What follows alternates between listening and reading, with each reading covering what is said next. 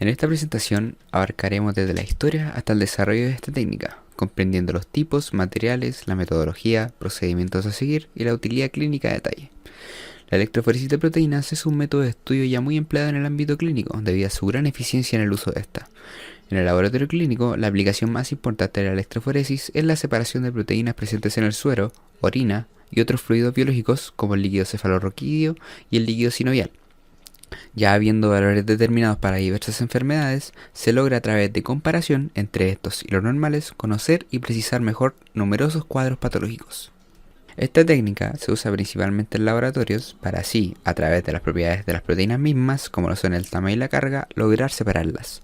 Es de suma importancia conocer los principios básicos de química, como lo es la separación por cargas. Ejemplando esto, si ponemos una molécula compuesta por cargas positivas y negativas en un campo eléctrico, estas se van a desplazar a su opuesto.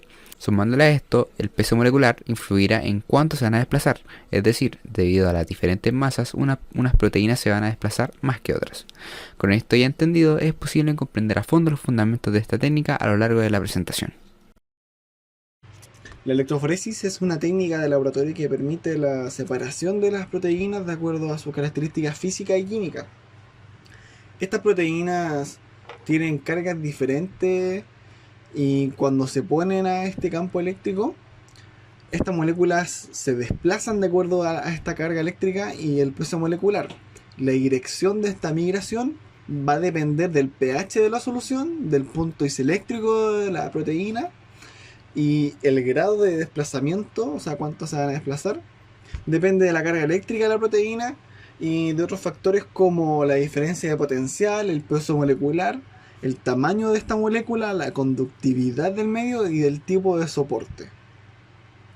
Estas proteínas, de acuerdo a su movilidad electroforética, se van a ir separando en diferentes grupos, bandas o zonas.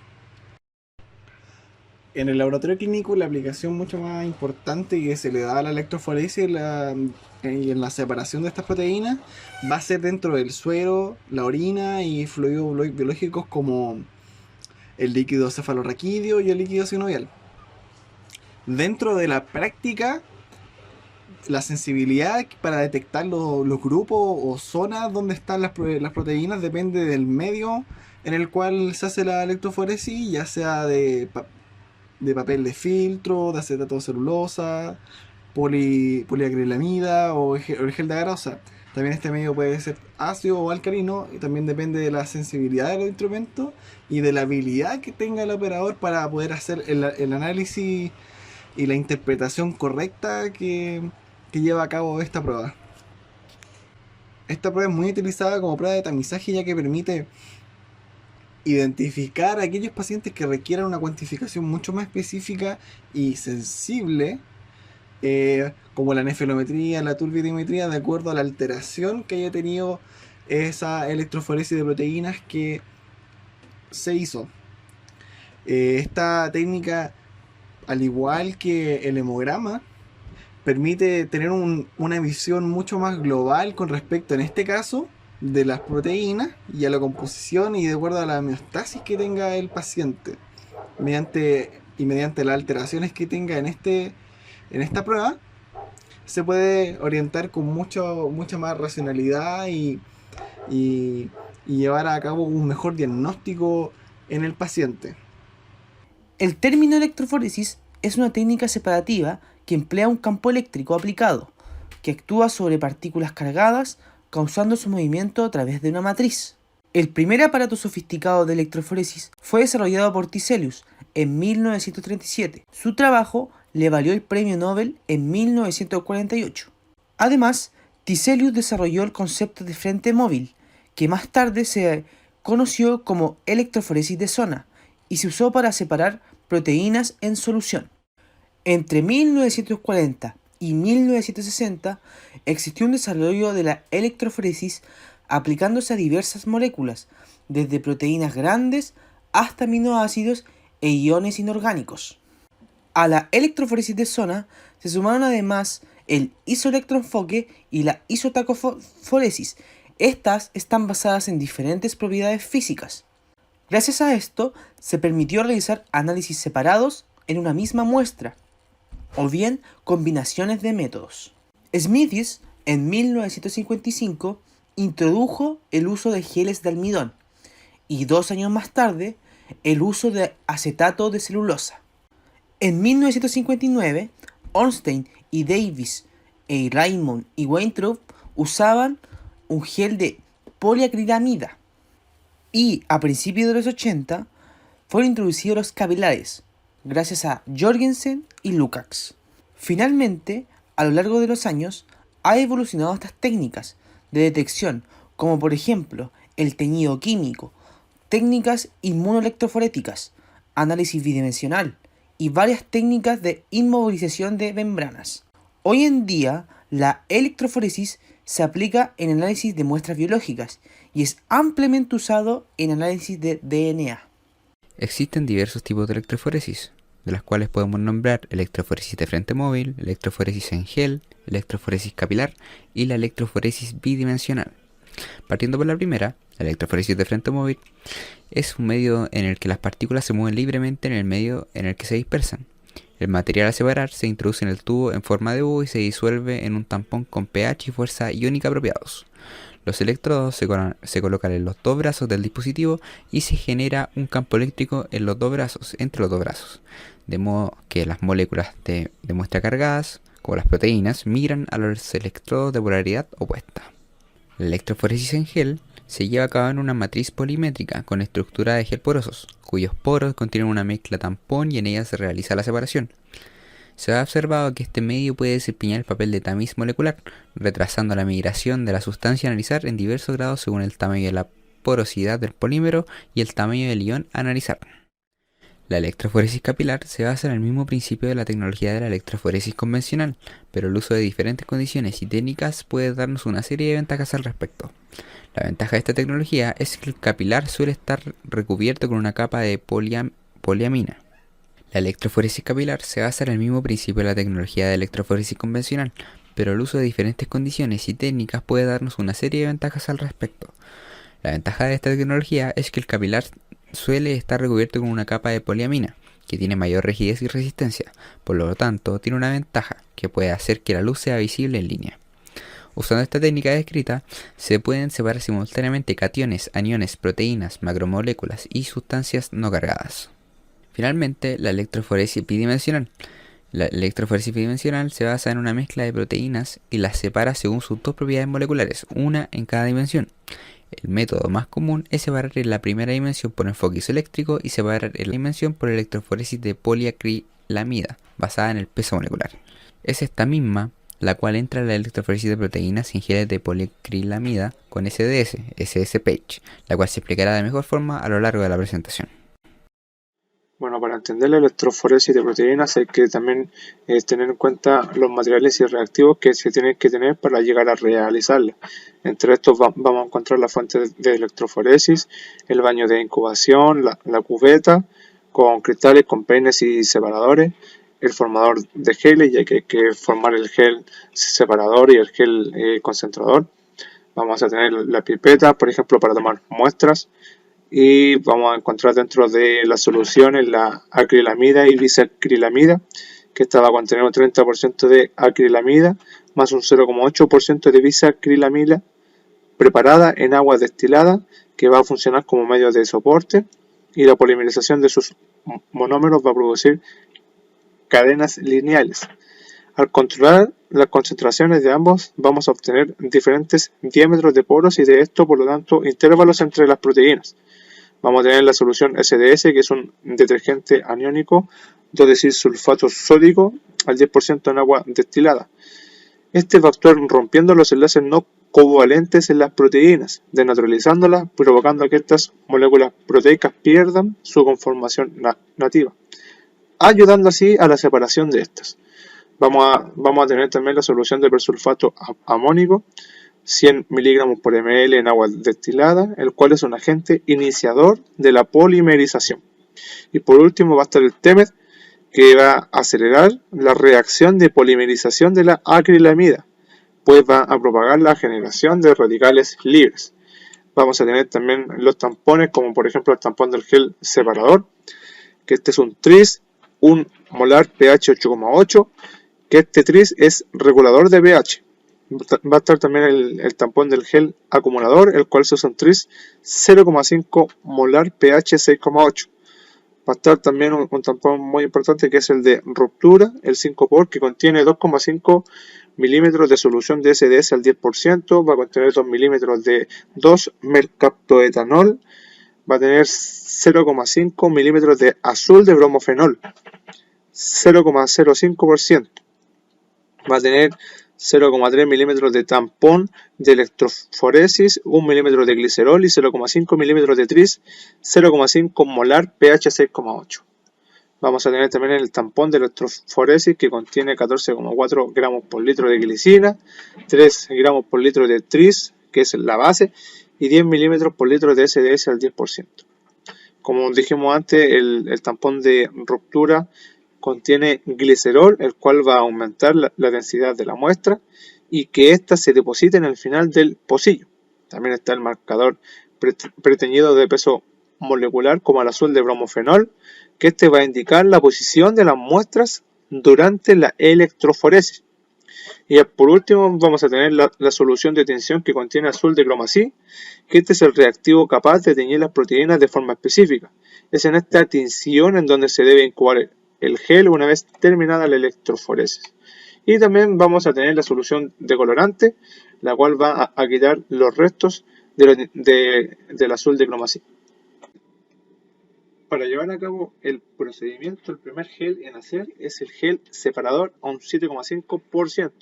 Este se va a conformar de 12 milímetros de agua destilada, de 6,5 milímetros de acrilamida bisacrilamida, de 6,25 milímetros de un tris, 1 molar pH 8,8, de 250 microlitros de SDS, que va a permitir dotar a las proteínas de una relación carga-masa constantes. Vamos a tener 200 microlitros de persulfato amónico, que es el generador de radicales libres que comienza la polimerización. Y por último, 12,5 microlitros de TEMET, que este va a completar la polimerización. Vamos a hacer también el gel concentrador, el cual se prepara cuando el otro ya esté listo. De este vamos a tener 5,8 milímetros de agua destilada. Vamos a tener 1,65 milímetros de acrilamida bisacrilamida. Vamos a tener 2,5 milímetros de tris, 0,5 molar pH 6,8. Vamos a tener 100 microlitros de SDS. Vamos a agregarle 94 microlitros de persulfato amónico. Y por último, 6,5 microlitros de TEMET. La función de este gel es concentrar las proteínas antes de su separación. Primero, para partir con el proceso de la electroforesis de proteína, debemos preparar los geles que serán utilizados. En este caso, el primer gel es el gel separador, que con sus respectivas concentraciones antes dichas será agregado entre dos placas transparentes que están separadas aproximadamente entre unos 0,75 milímetros por un sujetador, cubriendo con el mismo gel hasta un 3/4 de la totalidad de estas mismas placas. Ahora, después de agregar el gel entre estas dos placas, hay que esperar a que se polimerice, y es recomendable de que en la capa superior, donde están las dos plaquitas, agregar una fina capa de agua, así sellando y evitando tanto contacto con el aire, con el oxígeno, que puede alterar la misma polimerización del gel. Después de que se haya polimerizado el gel separador, tenemos que retirar la capita de agua que se puso para evitar el contacto con el oxígeno y empezar a preparar el segundo gel, que es el gel concentrador, que también antes se ha visto las respectivas concentraciones. Y además de agregar el gel, tenemos que agregar un molde que nos ayudará para crear, por así decirlo, las casillas donde después vamos a tener que agregar nuestras muestras problemas. Ya con el gel concentrador polimerizado, tenemos que llevarlo en nuestro nuevo soporte donde están situados los electrodos, y ahora el gel hay que sumergirlo en una solución tampón. Esta solución tampón principalmente nos va a servir para traspasar la corriente desde los electrodos al gel. Y ya con el gel cubierto por la solución tampón, tenemos que retirar nuestro molde antes puestos y prepararnos para agregar las muestras problemas que vamos a utilizar.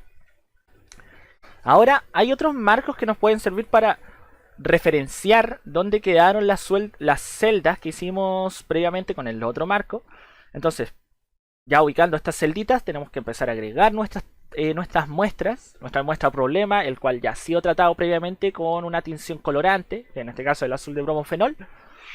y proceder a agregar corriente en este momento, a agregar cantidad de voltaje, que en este caso si es de, por ejemplo, 100 voltios, hay un tiempo de espera aproximadamente de una hora y media, para que la muestra decante hasta el final del gel, hasta la parte más baja del mismo. Y ya cuando la muestra, cuando ya la muestra decantó hasta el fondo del gel, por así decirlo, tenemos que cortar la corriente y prepararnos para sacar nuestro gel de entre las plaquitas antes preparadas. Ahora lo importante es que al momento de sacar nuestro gel de entre las placas tiene que ser con mucho cuidado de no romperla y principalmente de que no se gire, porque puede alterar los datos o por un error puede alterar las proteínas de una muestra buscando con las de otra muestra. Ya con nuestro gel listo y preparado en mano, tenemos que llevarla a una última tinción para detectar en qué posición quedaron las proteínas que estamos buscando. Entonces para esto tenemos que ponerla en contacto de azul con una tinción de azul de Coomassie. O sea, que nuestro gel lo vamos a dejar durante al menos unas 2 horas a temperatura ambiente, bañado en una suspensión de azul de Coomassie, y puede ser más práctico llevarlo en un agitador mecánico, al menos por unas 2 horas, por un tiempo relativo. Después de que la tinción está lista, tenemos que sacar el exceso de tinción bañando el gel en agua destilada, limpiarla repetidamente, evitar de que se rompa con mucho cuidado. Y finalmente tenemos que llevarla a un proceso de destinción o desteñirla al final, para poder ubicar dónde están las proteínas en el mismo gel, ya que igualmente, aunque se lave, va a tener un exceso de tinción el gel. Por eso tomamos el gel, lo llevamos nuevamente a una solución, pero esta vez una para desteñirla y sacar el exceso de tinción, en un agitador mecánico nuevamente, y conforme va pasando el tiempo vamos a poder ver que en el gel hay unas líneas que se van a ir marcando, que estas van a representar la concentración de proteínas que se estén buscando, dependiendo si es un suero de una persona o una muestra sanguínea, la proteína que se esté buscando gracias al proceso de electroforesis. Y en sí eso consiste el proceso de electroforesis en general. Bueno, la utilidad clínica de la electroforesis de proteínas es de gran importancia, ya que el organismo, tanto de humanos como de animales, contiene distintos fluidos que poseen una gran variedad de proteínas que cumplen distintas funciones como transportar nutrientes, eliminar toxinas, procesos metabólicos y defensa contra microorganismos externos. Es importante evaluar cómo se encuentran estas proteínas de acuerdo a su valor de concentración, ya sea si están aumentadas, disminuidas o en su defecto normales. Con esta técnica se permite visualizar las concentraciones de las proteínas mayoritarias de cada una de las bandas, por lo que es difícil saber la información de proteínas específicas, ya que cuando aumentan estas concentraciones comparten la zona de migración, por lo que en algunos casos se deben utilizar otras técnicas con más especificidad. En esta parte explicamos lo que contiene cada banda representada en el proteinograma de la electroforesis de acuerdo a cada banda. Por ejemplo, la banda de albúmina solo contiene la albúmina, que es la más visible en el proteinograma, es la proteína que más abunda en el plasma en condiciones normales y se encuentra disminuida, por ejemplo, en hepatopatías y nefropatías, y se encuentra elevada en deshidratación o también por defectos de la técnica de extracción de sangre, como tener el torniquete por mucho tiempo. La banda de alfa-1 globulina la conforman la alfa-1 antitripsina, alfa-1 glucoproteína, la transcortina, la alfa-1 lipoproteína y alfa-fetoproteína. Las primeras dos mencionadas representan el mayor porcentaje de la misma. Esta banda se eleva en inflamaciones agudas, ya que contiene reactantes de fase aguda, y disminuyen en déficit de alfa-1 antitripsina. La banda de alfa-2 globulina se compone de alfa-2 macroglobulina, la aptoglobina y la ceruloplasmina, que también algunos son considerados como reactantes de fase aguda. La aptoglobina podría estar disminuida en procesos hemolíticos intravasculares y la ceruloplasmina disminuye en enfermedad de Wilson como un transportador del cobre. La banda de beta-globulina está compuesta por la transferrina, la hemopexina, la beta-lipoproteína y el C3 nativo. La transferrina podría estar elevada en déficit de fierro y baja en síndromes nefróticos y hepatopatías. La hemopexina podría estar baja en anemias hemolíticas y elevada en reacciones agudas. Y la C3 podría bajar en lupus eritematoso sistémico y elevada en inflamaciones agudas. Aquí también pueden aparecer cosas como la hemoglobina en sueros que están hemolizados o el fibrinógeno cuando se realiza la prueba usando plasma y no el suero. Además en gamapatías monoclonales como de la IgA. Por último, la banda de la gamma-globulina está formada por las inmunoglobulinas IgG, IgA e IgM. Normalmente solo aporta la concentración de la IgG.